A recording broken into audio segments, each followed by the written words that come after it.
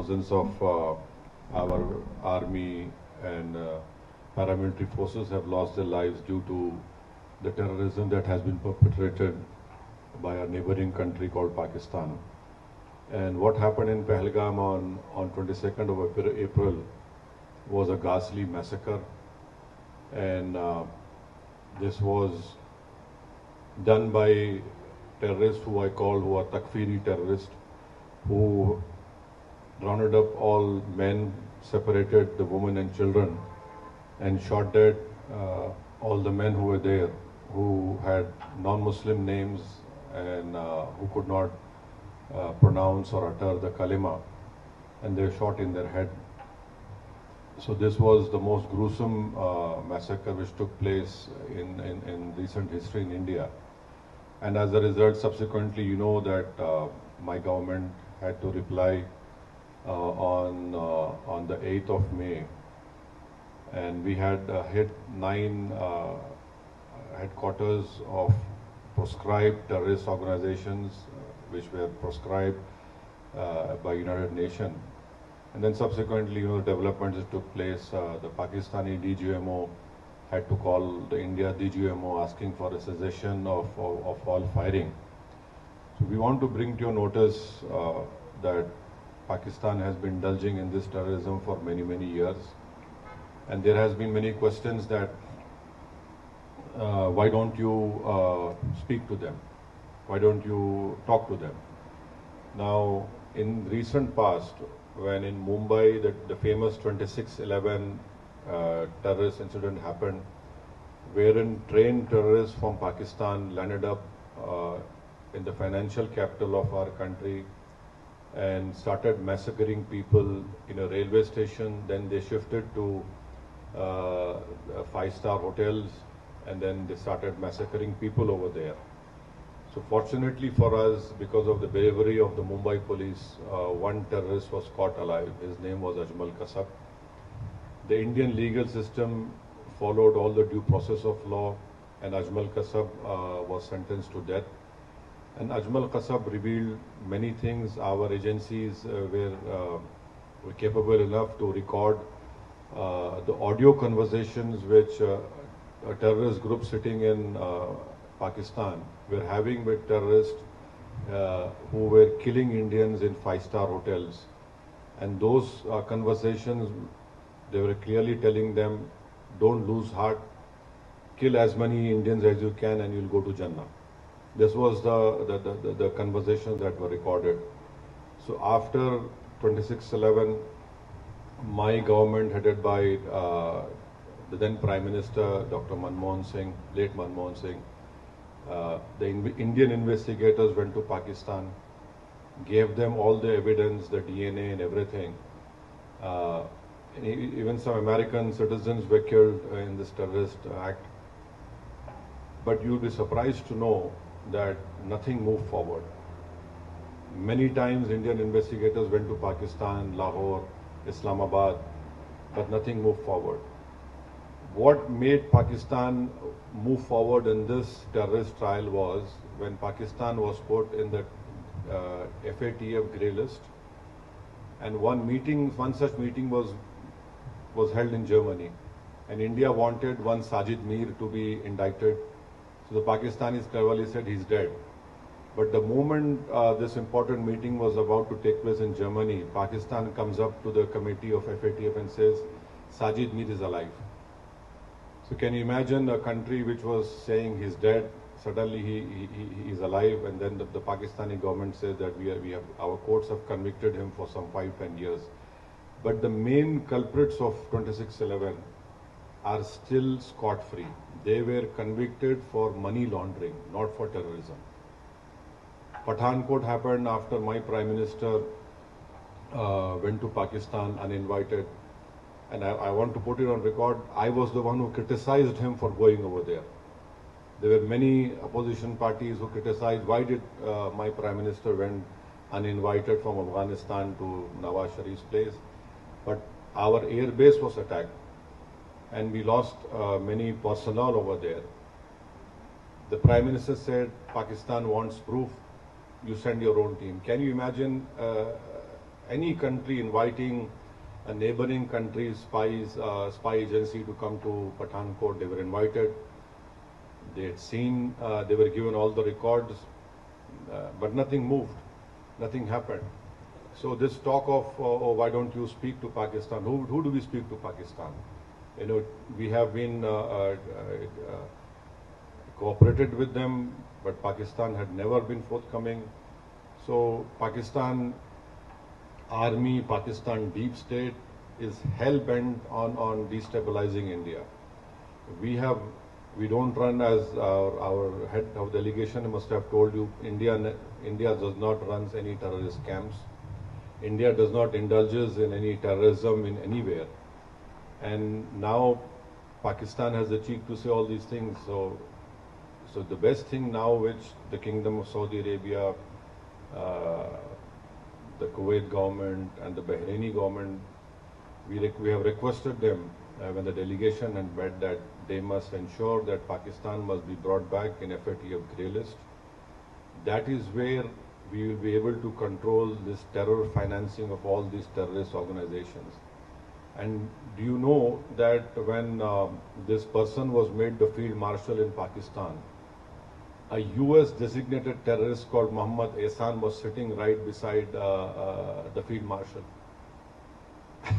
So this is complete. He is a US designated terrorist called Mohammad Ehsan, and there are photographs him shaking hands with this field marshal.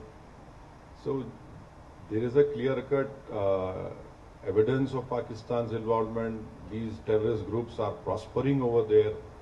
They are being trained over there, and their whole task is to destabilize India, to create more Hindu-Muslim riots in India. And the most unfortunate part is that Pakistan gives out a wrong message to the Arab world and to the Muslim world that we are a Muslim country and India is not a Muslim country. But Your Excellency, you know, you have more knowledge about worldly affairs, that there are 240 million proud Indian Muslims living in India. And not only that, our Islamic scholars are much better than any scholars in the world. They can speak the best of Arabic language. In fact, we have some famous Islamic scholars who have done great work in the Hanafi fiqh jurisprudence, and their judgments are accepted by the religious scholars of anywhere in the world. So this Pakistan's false propaganda that India is hurting us because we're a Muslim country, it is completely wrong.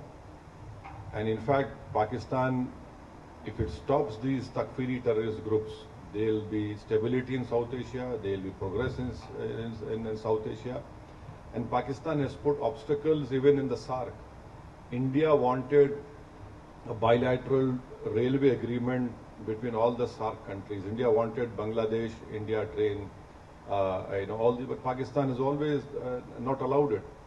So we hope that our delegation, which is here on this purpose, to request you to bring to your light what Pakistan has been doing in India, and this false propaganda of Pakistan that they have this great military prowess and nothing like that. What happened on the 9th? Their 9 air bases were targeted. If India had wanted, we could have completely damaged those air bases, but we wanted to show them a mirror and say that, look, we are warning you, don't do it. Don't force us to go on that path, wherein instead of creating a crater, we'll create graves for you. But 9 terrorist organizations' headquarters were targeted, and another shocking thing was this person who led the namaz-e-janaza of all those terrorists who were killed over there. The namaz-e-janaza was performed by a person who's again a designated US terrorist. And in namaz-e-janaza you have these proscribed organization members along with the Pakistani army. So this is a clear proof, and this TRF, which is a new name for LET, we had gone to the United Nations not once, 4 times, and told the United Nations Sanction Committee 1624 that This is a new name of this terrorist organization. We said this in December 23, we said this in now May 24, and unfortunately our fears had come true, and we lost 26 young people. A girl who got married 6 days ago became a widow on 7th day. So these are all tragedies which we have been facing. So for us, this is not a matter of to do politics. Yes, when we go back, we'll be opposing BJP, we'll be opposing Nishikant Dubey tooth and nail. But here, this is a matter of security of our country, integrity of our country, and we would request the Kingdom of Saudi Arabia also that you have faced terrorist acts in May 2003 and 8 years ago at Aramco, so we hope that, and also you know very well that the Ulema Council of Saudi Arabia have given a fatwa against terrorism. In that fatwa, they have clearly stated that financing of terrorism, you are complicit in the terror act. We hope that the Kingdom of Saudi Arabia has stood with us, and we are proud of the relationship which we have with Kingdom of Saudi Arabia. There are 2.7 Indians who are living over here comfortably, and they are part of, they send around about 6% of foreign exchange to India. There are many Indian companies who are investing in India. The bilateral trade is to the tune of $49 billion. I hope it increases. We are hoping that this relationship will be more prosperous, will be strengthened. We have a strategic relationship with Kingdom of Saudi Arabia. We have done naval exercises together. We have done, our armies have done exercises together. And His Highness the Crown Prince, when he came to India in 2019, had stated that they will be investing around about $100 billion in India. So yes, this is a great relationship which we have with Kingdom of Saudi Arabia, and we hope that Pakistan will be stopped from indulging in wanton terrorism in India. Their misadventure should end.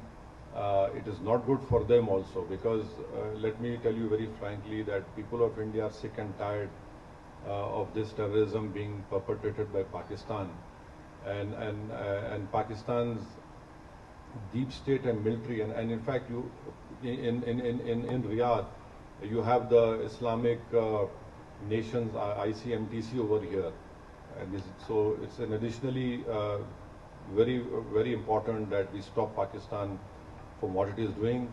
We have no qualms. Let Pakistan grow. Let Pakistan be prosperous. Let Pakistan people's poverty be eradicated. Let Pakistan children don't get polio. But unfortunately, as someone had rightly stated, that every country has an army. The Pakistani army has got a nation now. So this is what they have been doing. I hope that whatever our delegation has met His Excellencies in our visit of today and yesterday and tomorrow also, we hope that a positive response would be there. And so this is what we have been trying to impress all of you, and we require your support. We require indulgence at a crucial period of our time, so that India becomes more stronger. And in a stronger India is not threat to anyone. And Pakistan is a threat to their deep state, is a threat to humanity.